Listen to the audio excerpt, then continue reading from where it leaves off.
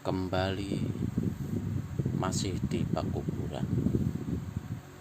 Pembalasan dendam kesumat memang dahsyat, apalagi kini disertai dengan dorongan nafsu hewan yang meluap-luap.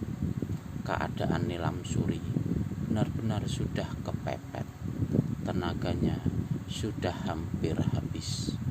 4 pasang tangan manusia menggerayangi di seluruh tubuh yang telentang di atas sebuah makam tua. Hahaha. Tulang belulang kau punya ibu akan menyaksikan pelaksanaan hukum karma ini, kata Bergulawungu. Nilam Suri hantamkan lututnya ke perut laki-laki itu ketika Bergulawungu hendak mendatanginya dari atas. Tapi hantaman lutut yang tiada bertenaga sama sekali itu tiada terasa oleh manusia brewo itu. Keparat, bunuh saja aku, bunuh, teriak Nilam Suri. Kehormatanmu dulu, baru nyawamu, Bergulawungu mengekeh. Disaksikan oleh 3 anak buahnya yang juga menggerayangi tubuh gadis 16 tahun itu. Bergulawungu mulai melaksanakan niat terkutuknya. Runtuhlah harapan Nilam Suri untuk bisa selamatkan diri. Air mata meleleh di pipinya. Namun nasib Nilam Suri tidak seburuk yang dibayangkannya saat itu. Satu bayangan putih berkelebat dari sebelah timur Pakuburan yang tanahnya agak membukit, dan tahu-tahu keempat orang yang mengerumuni Nilam Suri menjadi kaku tegang laksana patung batu. Nilam Suri yang hanya merasakan sambaran angin serta gerayangan-gerayangan tangan pada tubuhnya berhenti dengan mendadak membuka kedua matanya yang berkaca-kaca itu. Terkejut sekali dan hampir tak percaya dia melihat bayangan keempat manusia brewo itu masih berjongkok di sekelilingnya. Tapi mata mereka semua melotot dan tubuh mereka tegang kaku. Gadis ini bangkit dengan cepat. Apakah yang terjadi dengan keempat manusia itu? Dia ingat pada desiran angin tadi, mungkin ada manusia yang telah menolongnya, manusia yang mempunyai kesaktian luar biasa. Diperhatikannya keempat laki-laki itu. Ternyata mereka tertotok urat besar di pangkal leher masing-masing, atau mungkin keempatnya telah dicekik oleh setan kuburan. Peristiwa yang sangat aneh itu membuat Nilam Suri lupa akan keadaan dirinya sendiri saat itu. Dia memandang berkeliling, matanya membentur segulung benda putih yang tergeletak di atas batu nisan di sebuah kuburan. Benda ini adalah sehelai baju dan celana putih, dan memandang pakaian itu sekaligus mengingatkan Nilam Suri pada keadaan dirinya.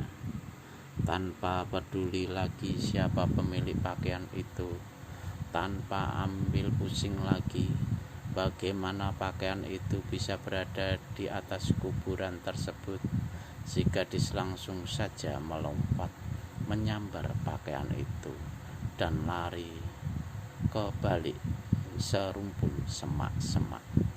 Dikenakannya pakaian itu cepat-cepat, meski agak kebesaran sedikit, tapi pakaian itu memberi banyak pertolongan bagi Nilam Suri, dan si gadis merasa sangat bersyukur.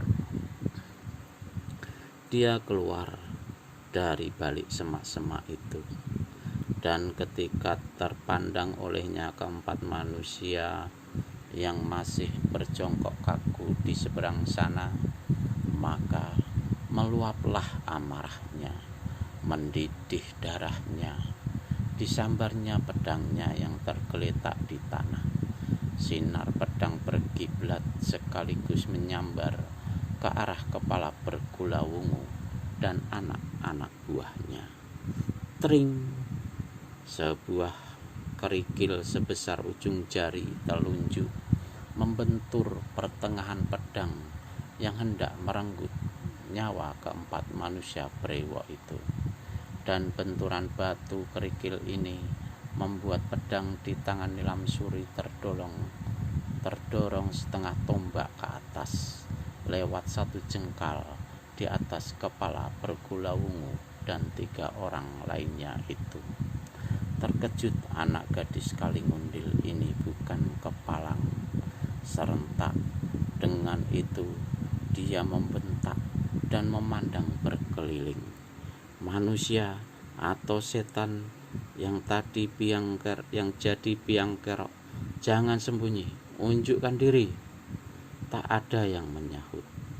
Tapi rerumpunan semak belukar di dekat pohon kamboja kelihatan bergerak, dan Nilam Suri hantamkan pukulan tangan kosong ke arah semak belukar itu. Semak belukar tercerabut dari akarnya dan berhamburan jauh, tapi tak ada siapapun kelihatan di belakang sana. Dengan gemas Nilam Suri balikkan tubuh, pedangnya kembali membabat ke arah 4 kepala manusia di hadapannya. Namun sekali lagi sebutir kerikil membentur senjata itu. Kurang ajar betul, maki Nilam Suri. Jika berani cari urusan, berani unjukkan diri. Terdengar suara tawa bergelak. Suara tertawa itu datangnya dari balik pohon-pohon bambu di tepi pakuburan. Untuk kedua kalinya Nilam Suri lepaskan pukulan tangan kosong. Angin deras melanda pohon-pohon bambu. Batang-batang bambu pecah yang tercerabut dari akarnya segera tumbang, sedang daun-daunnya luruh ke tanah. Tapi seperti tadi, kali ini juga tidak kelihatan seorang manusia pun di balik pohon-pohon bambu itu. Gemas Nilam Suri bukan main. Terdengar lagi suara tertawa bergelak. Kali ini diiringi dengan ucapan, hanya manusia pengecut yang membunuh musuh dalam keadaan tak berdaya. Nilam Suri memandang ke atas pohon kamboja merah. Detik itu juga sesosok tubuh kelihatan lenyap berkelebat ke utara laksana gaib. Nilam Suri kertakkan rahang. Tanpa menunggu lebih lama, gadis itu hentakkan kedua kaki dan segera mengejar ke jurusan utara. Sampai beberapa ratus tombak jauhnya ke utara, Nilam Suri masih juga belum berhasil mengejar orang tadi. Jangankan mengejar, melihat bayangannya pun tidak. Bahkan jejak kakinya sama sekali tidak kelihatan di tanah. Gadis itu hentikan pengejarannya di tepi sebuah lembah. Di samping rasa geram, hatinya juga heran dan bertanya-tanya, siapakah manusia itu tadi dan kemanakah lenyapnya? Apakah manusia itu yang telah menolongnya dari perbuatan terkutuk Bergulawungu dan kawan-kawannya? Sekiranya betul, mengapa lantas kemudian orang itu menghalangi ketika dia hendak menebas batang leher keempat manusia brewok itu. Nilam Suri memandang lagi ke dalam lembah. Segala sesuatunya diselimuti kesunyian. Kemudian gadis itu memandang kepada pakaian yang dikenakannya. Pakaian ini ditemuinya di atas sebuah makam. Apakah pakaian ini sengaja pula ditinggalkan untuk dipakainya oleh manusia aneh yang melarikan diri itu? Nilam Suri memutar tubuhnya hendak kembali ke pekuburan, tapi dengan serta-merta tertahan ketika di belakangnya dari balik sebatang pohon waru terdengar suara orang berkata, "Hendak kembali membuat kepengecutan, membunuh musuh yang tak berdaya, percuma tahu ilmu silat, tapi tidak tahu tata peradatan silat." Bukan main geramnya Nilam Suri mendengar ejekan itu. Dia melompat ke atas pohon waru, tapi lebih cepat lagi. Gerakannya itu orang yang tadi berkata telah berkelebat laksana bayang-bayang dan lari ke dalam lembah. "Manusia atau setan, jangan lari!" teriak Nilam Suri. Dan segera pula dia mengejar ke dalam lembah. Tapi seperti tadi, begitu dia sampai di dasar lembah, maka orang yang dikejarnya lenyap lagi. Dengan hati penasaran, gadis ini loncat ke atas sebatang pohon tinggi. Dari sini memandang ke seantero lembah untuk menyelidik kemana larinya orang tadi. Namun ini juga tidak memberikan hasil. Nilam Suri turun kembali. Dijelajahinya sebagian dari lembah. Hatinya belum puas kalau belum berhasil menemui orang yang dikejarnya itu. Di tepi sebuah anak sungai, akhirnya gadis ini hentikan langkah. Sejurus kemudian dia termangu di tepi sungai ini. Kemudian hidungnya dilanda oleh bau harum dari sesuatu yang dipanggang. Bau ini datang dari arah hulu sungai, membuat tenggorokannya menerbitkan air liur. Gadis ini langkahkan kaki ke hulu sungai.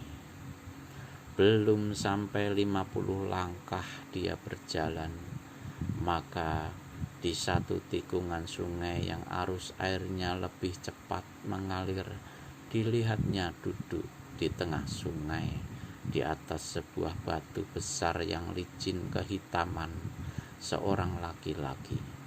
Laki-laki ini duduk membelakanginya dan rambutnya gondrong, berpakaian putih-putih.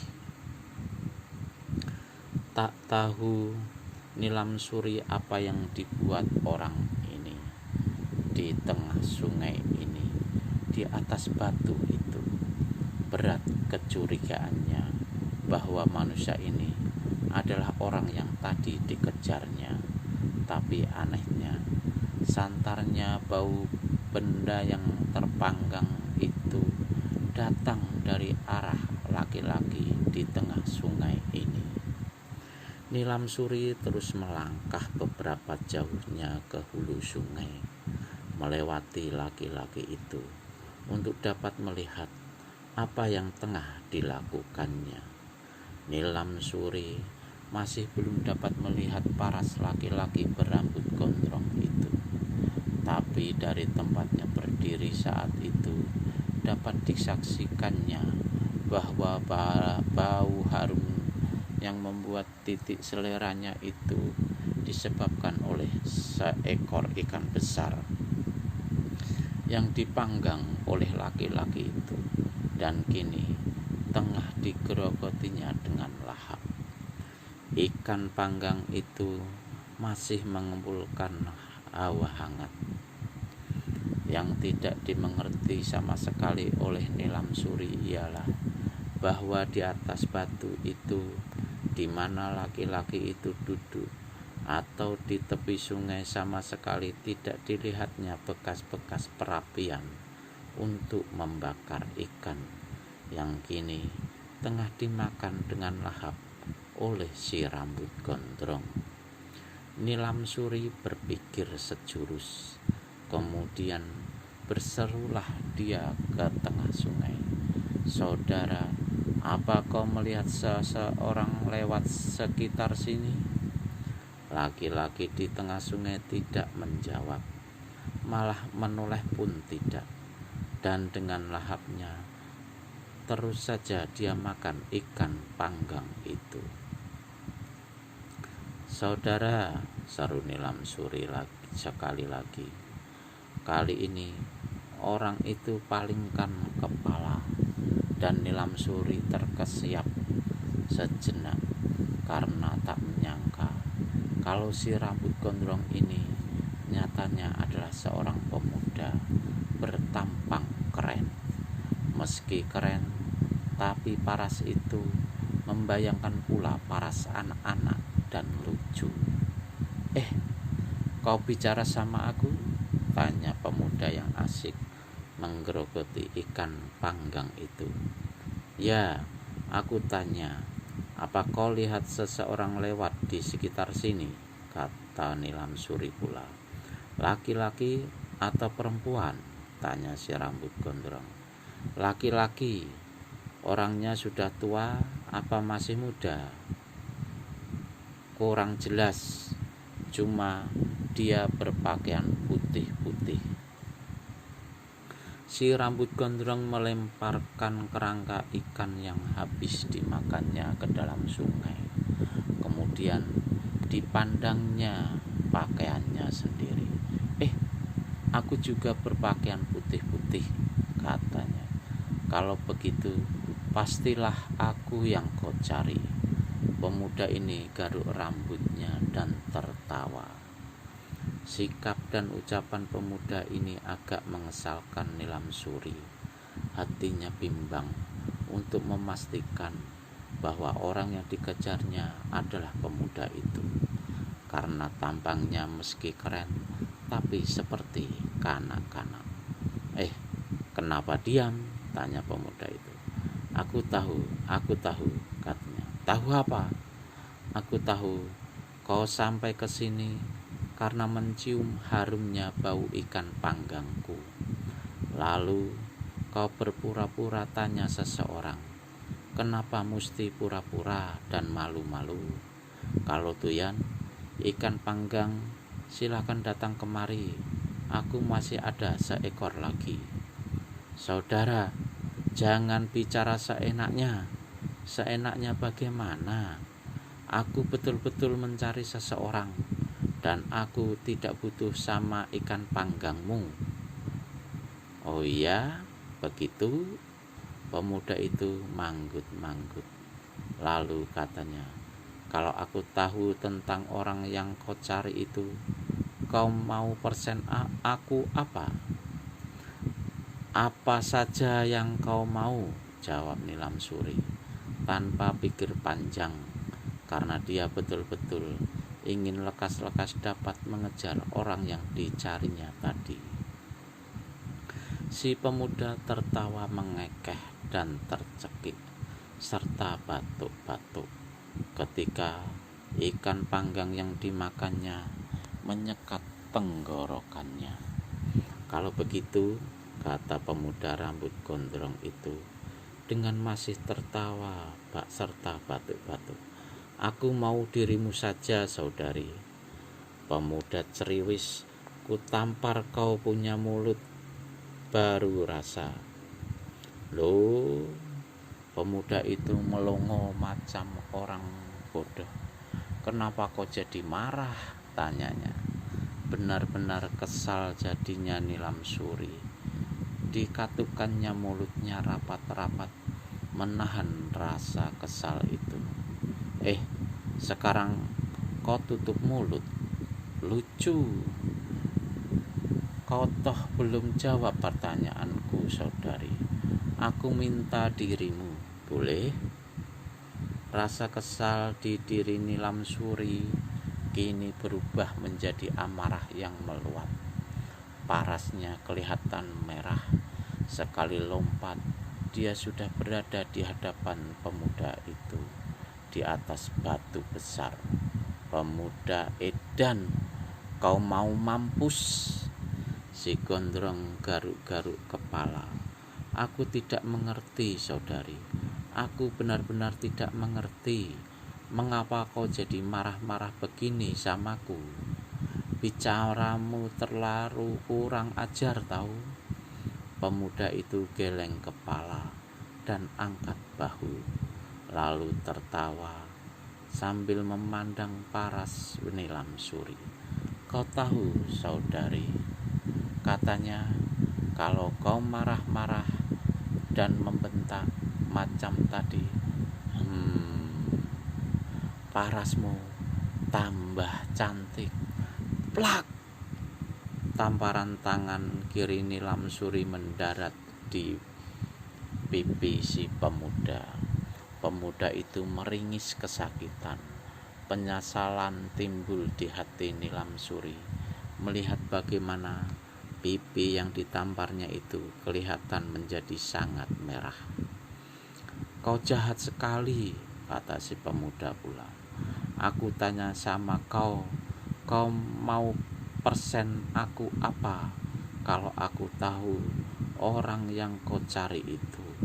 Dan kau jawab, apa saja mauku. Lantas aku bilang, mau dirimu. Apa aku salah? Nilam Suri menggigit bibirnya. Dia tahu ucapan pemuda itu betul.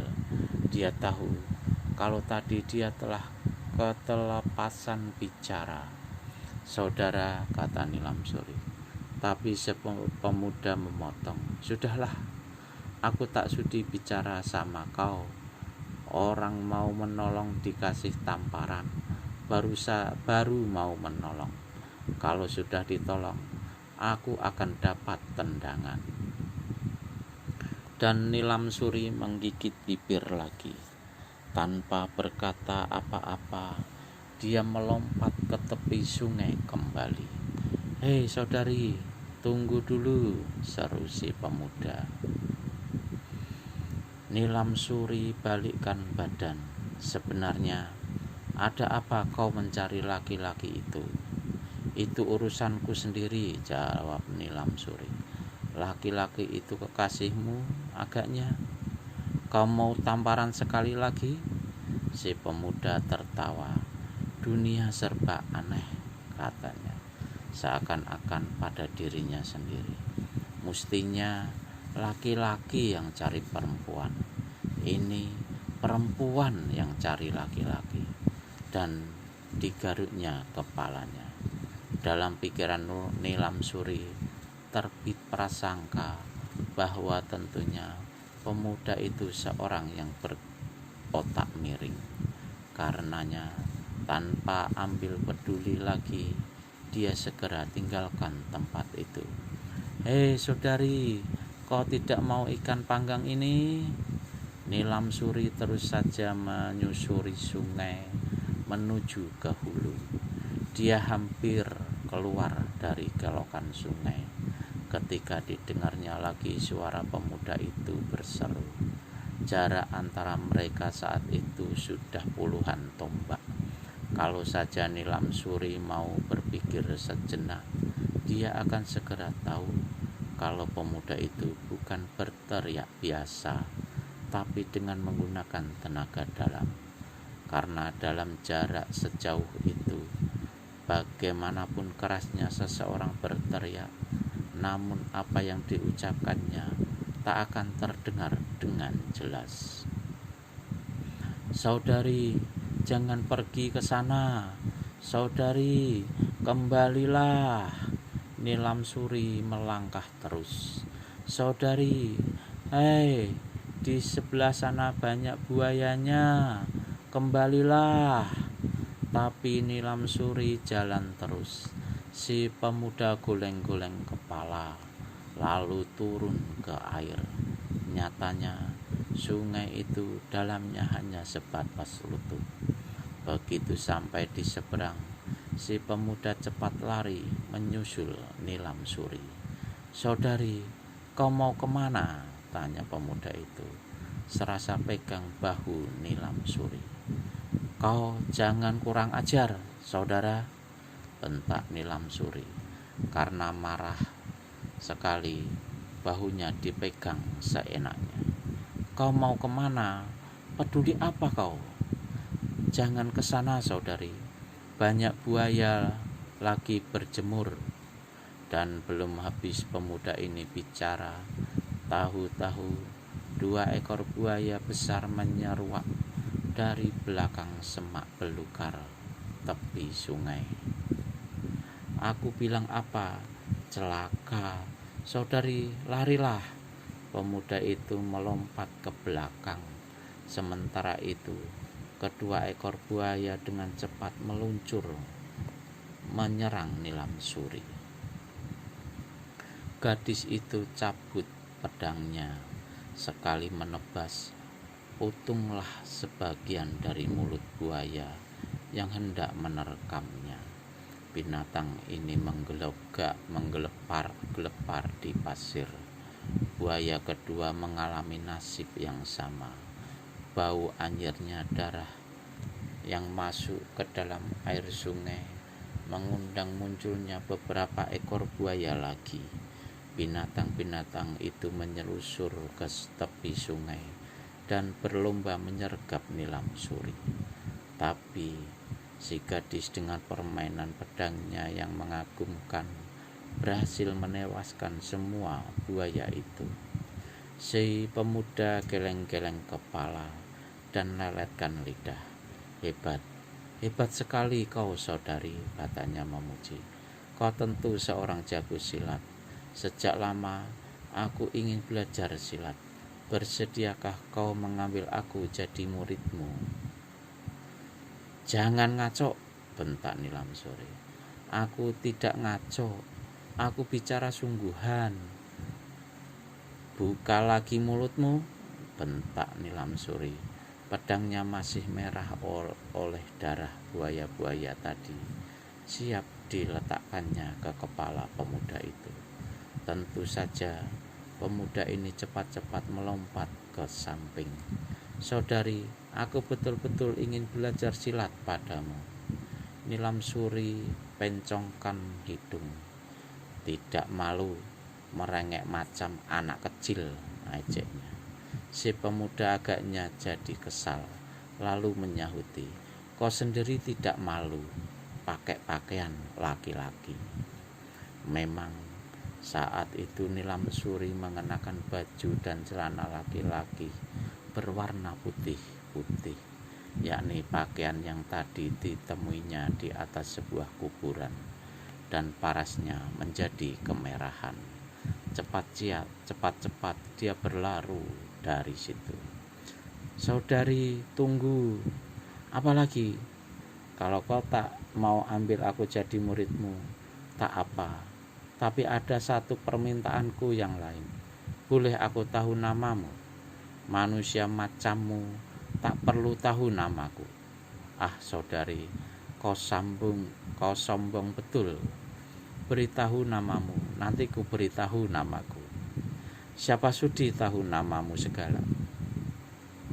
"Namaku Wiro Sableng, saudari. Harap kau mau kasih tahu kau punya nama." "Wiro Sableng," ujar Nilam Suri. Pemuda itu mengangguk. "Pantas," kata Nilam Suri pula. "Pantas kenapa?" tanya Wiro. "Pantas lagakmu seperti orang Indian." Dan habis berkata begitu, Nilam Suri segera berlalu.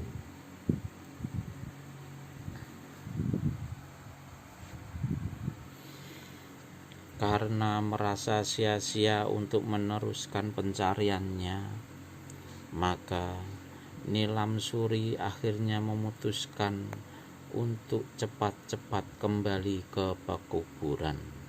Sebenarnya gadis ini telah bertemu dengan orang yang telah menolongnya. sewaktu dikeroyok oleh Bergulawungu dan anak-anak buahnya. Cuma Nilam Sari tidak tahu sama sekali kalau orang yang ditemuinya itulah Tuan penolongnya. Dan siapa adanya orang yang menolong Nilam Suri, tiada lain daripada Wiro Sableng itu, pemuda yang baru turun gunung, yang sikap serta lagaknya begitu lucu sehingga setiap orang akan menduga bahwa dia tentunya seorang yang kurang waras. Ketika Nilam Suri kembali ke pekuburan itu, yang ditemuinya bukanlah Bergulawungu dan ketiga orang anak buahnya, melainkan Wiro Sableng. Pemuda ini tengah berlutut menepekur di hadapan sebuah makam yang tanahnya hampir rata dan penuh ditumbuhi rumput-rumput liar serta kotor oleh daun-daun kering. Kemana perginya kunyuk-kunyuk brewok itu, pikir Nilam Suri. Penasaran sekali dia jadinya. Sudah tak berhasil mengejar manusia yang diburunya, kini 4 musuh besarnya telah lenyap sepeninggal pengejarannya. Dan apa pula urusan pemuda berotak miring yang mengaku bernama Wiro Sableng itu di pekuburan ini? Makam siapa yang tengah ditepekurinya itu? Kemudian Nilam Suri melihat Wiro berdiri dan berlutut. Dan ketika dia memalingkan wajahnya, Nilam Suri melihat pada paras pemuda itu jelas terbayang rasa sedih yang mendalam atas banyak kejadian aneh yang tengah dialaminya. Sampai saat itu diam-diam Nilam Suri ingin sekali tahu siapa adanya pemuda berambut gondrong ini. Dibukanya percakapan dengan bertanya, "Saudara, waktu mula-mula kau datang ke sini, apa ada melihat 4 orang laki-laki berewok?" Bayangan kesedihan pada paras Wiro Sableng segera sirna, dan pemuda ini tersenyum. "Kau lucu sekali, saudari," kata Wiro. "Pertama kali jumpa di tepi sungai tadi, kau tanya 1 orang laki-laki. Kalau jumpa ketiga kali nanti, kira-kira berapa orang laki-laki yang bakal kau tanya padaku?" Mau tak mau, paras Nilam Suri menjadi merah oleh ucapan Wiro Sableng itu. "Saudara," katanya, "kau siapakah sebenarnya?" "Siapa aku? Bukankah aku sudah kasih tahu tadi di hulu sungai? Kenapa kau tanya lagi? Kau sendiri tidak mau kasih tahu nama." Nilam Suri terdiam. Kemudian diputarnya pembicaraan dengan bertanya, "Makam siapa itu?" "Kau bisa baca sendiri, Kat. Pada batu nisan," jawabnya. Penuh rasa ingin tahu, Nilam Suri melangkah dan mendekati nisan makam tua itu.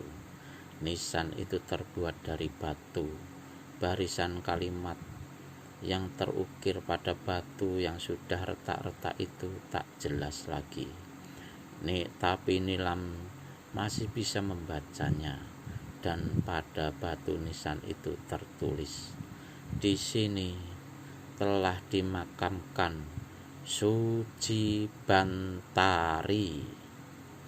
Melihat Wiro yang masih muda, Nilam Suri tahu kalau orang yang bernama Suci Bantari itu bukanlah istri Wiro Sableng. "Ibumu?" tanyanya. Pemuda itu mengangguk perlahan. Dia teringat pada keterangan Eyang Sinto Gendeng ketika dia masih digembleng di puncak Gunung Gede dulu. Menurut perempuan sakti itu, dia telah dipelihara sejak masih orok.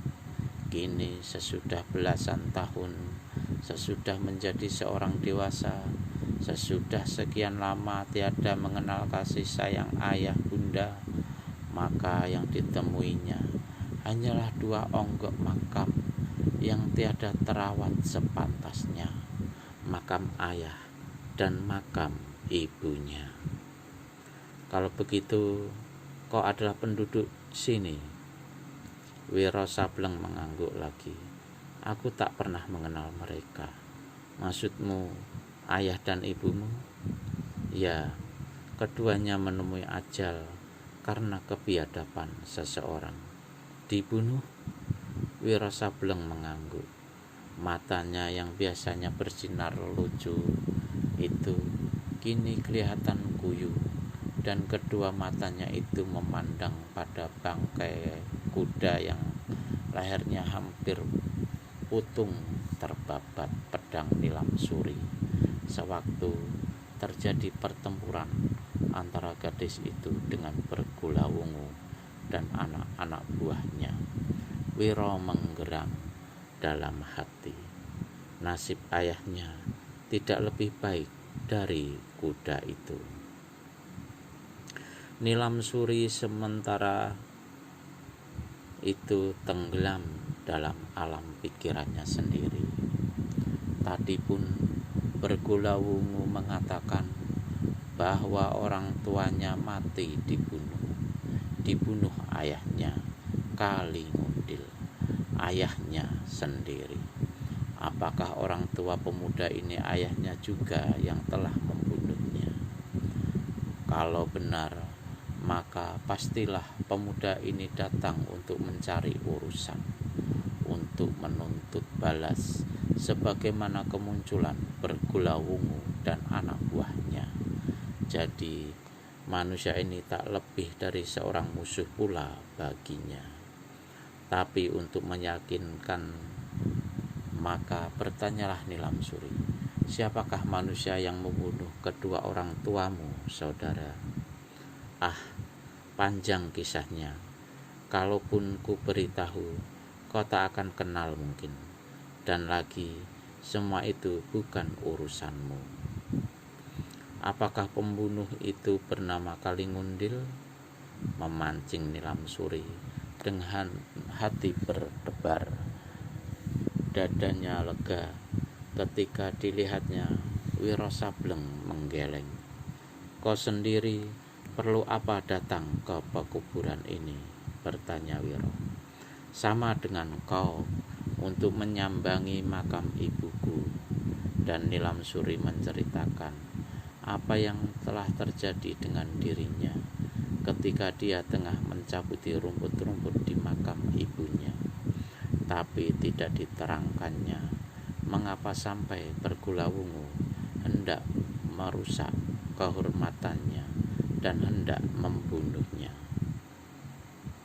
Sungguh aneh cerita tentang manusia yang telah menolongmu itu, saudari, kata Wiro Sableng pula dengan menahan rasa gelinya.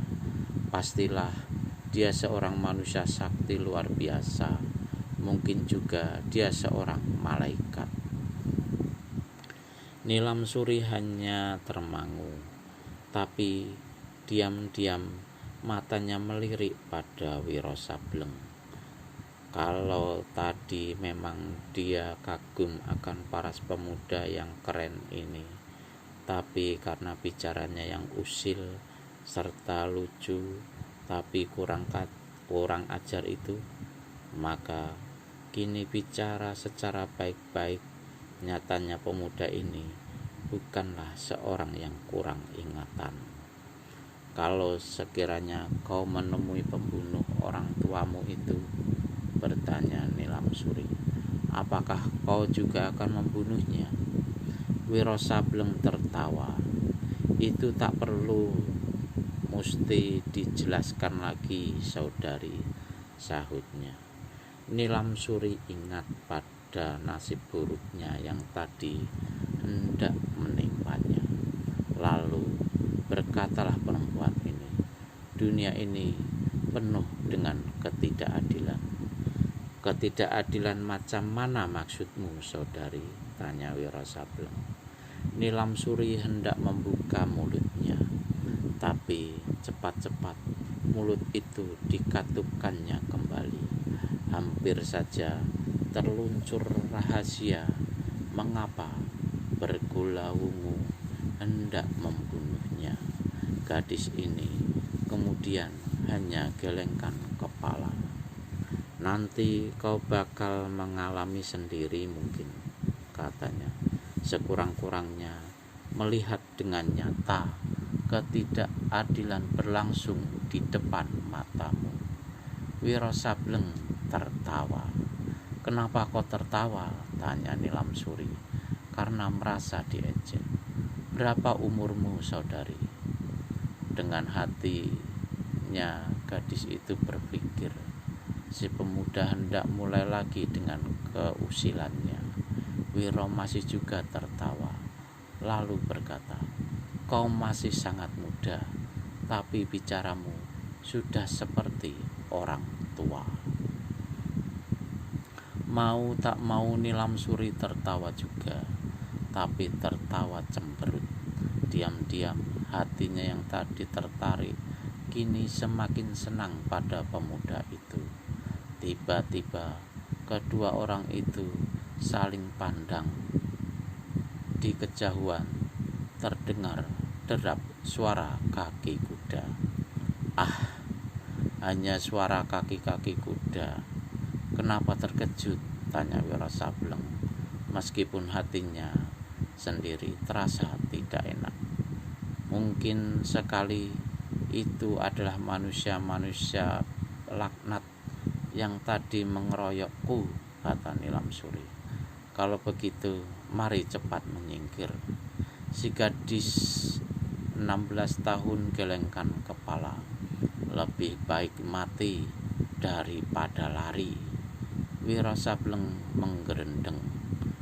Keberanianmu tidak pakai pikiran, saudari, katanya.